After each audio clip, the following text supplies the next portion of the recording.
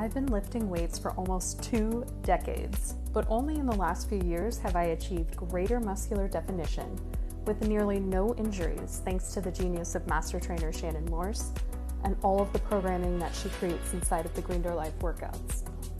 I remember strength training with Shannon for the first time, and I was so humbled beyond belief. I started the first few reps of a single arm overhead press with 25 pounds thinking, oh, I'm super strong.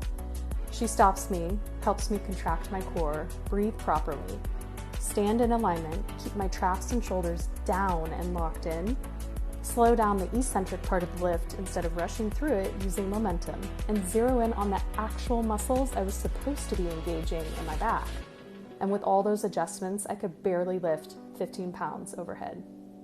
This is one of the biggest takeaways I have learned about lifting weights. Your form is everything. Proper movement patterns and mind-muscle connection must come before you add heavy load.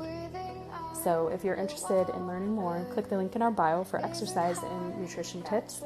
Plus stay tuned for an upcoming workshop on strength training for beginners.